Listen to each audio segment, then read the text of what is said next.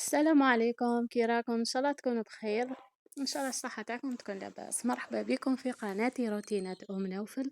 لاول مره تشوفوا القناه نقولها مرحبا بك، ديري ابوني وديري لايك وفعلي الجرس باه يوصلك الجديد.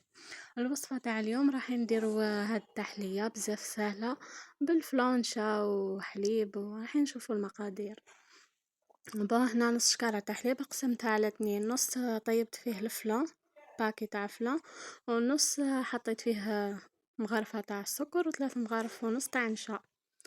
خلطهم هكا بارد في بارد، وراح نحطهم فوق النار حتى من يعقد لي هذا النشا كيما هكا البنات. كيما راكم تشوفوا خلطوا مليح بارد في بارد كيما هكا. السكر اللي هنايا اختياري، تقدروا تزيدوا، هنا ما حبيتهاش حلوه ياسر، تقدروا ديروا 2 مغارف. المغرفة اللي هنا اللي خدمت بها المغرفة هذه الكبيرة تاع العشاء، والنار تحطوها فوق نار قليلة باه ما تتحرق لكمش، وتتحكموا فيها بيان. هنايا كيما تشوفوا راهي بدات تعقد معايا. نروح ندير على جهة هكا كاس تحليب، ونحط فيه باكي تاع خميرة ونخلطه مليح، نخليها حتى ديك الخميرة تفيض باه نضيفوها. اللي هنايا ضفت لافاني هذه تاع نوارة، ونبقى نخلط فيها مليح حتى ذوبلي. وراح نضيف كيما قلت لكم الكاس هذا تاع الحليب اللي ضفت معاه الخميره، باكي تاع خميره الحلويات، خليها تتفاعل مليح ونضيفها كيما هكا، راح تخليها خفيفه كيما هكا، ونخلط كلش في بعضها. لهنا بعد ما طابت لي راح نصبها في الليفيغين، راح نحطوها كيما هكا كطبقه اولى، نحطو هذه نشالي طيبناها من تحت كيما راكم تشوفوا، نحاولوا نسويوها كيف هكا. الطبقة الثانية راح نحطو هذا القاطو، تحطوا اي نوع تاع قاطو يعني عندكم متوفر، نحاولوا نغطيو الجوانب هذيك، نغطيو كامل النشا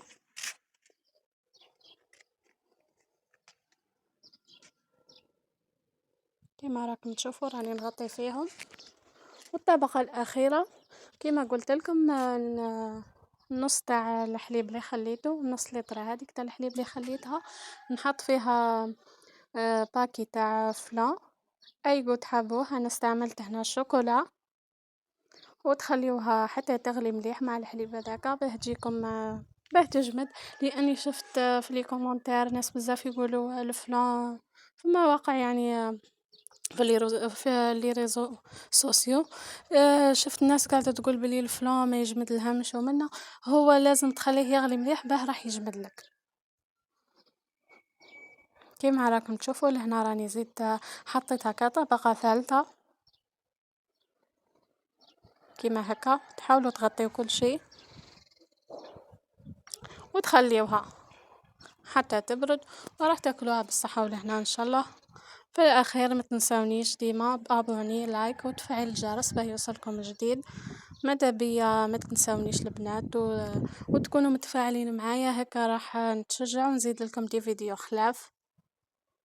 والى اللقاء، نتلاقاو في فيديو جديد ان شاء الله. ان شاء الله الوصفة تاع اليوم تكون عجبتكم، و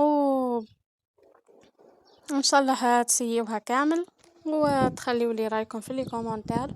اللي هنايا راح نغطيها كيما هكا ونخليها تبرد. شوفوا القوام تاعها معايا،